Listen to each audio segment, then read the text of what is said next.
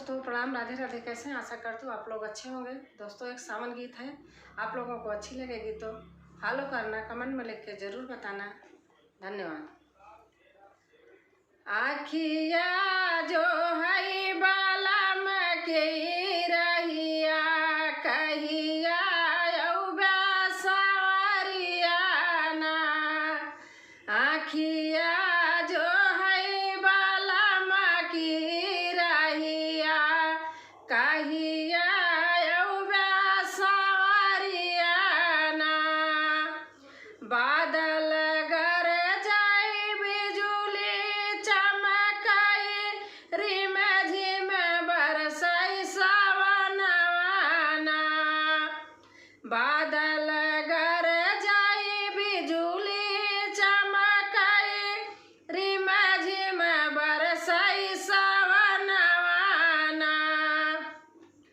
जल्दी आजा बालम बेईमानऊ सावन मस्त महीनवाना, जल्दी आजा बालम बेईमानऊ सावन मस्त महीनवाना, आखिया जो है बालम की रहिया कहिया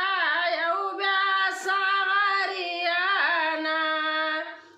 आखिया जो है बालम की रहिया कहिया सवरियाना, रोज सवेरे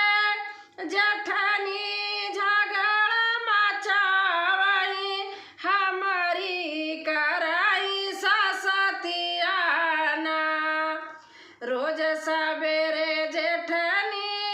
झगड़ा मचावई हमारी कराई ससतियाना, सासु नदिया मारई में हनवा साहब कौना सजनवाना, सासु नदिया मारई में हनवा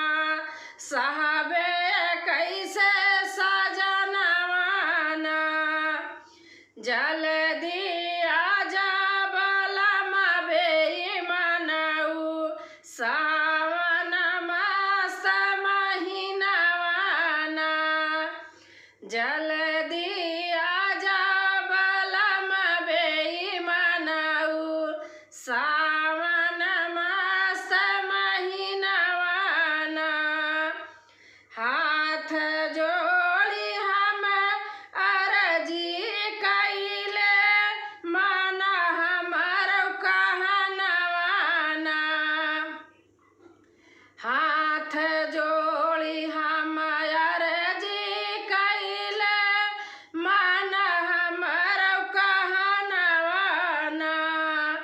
नाता तोड़ी के जबै नहीं हरवा हमर सुना सजनवाना, नाता तोड़ी के जबै नहीं हरवा हमर सुना सजनवाना, आखिया जो है बालम की रहिया कहिया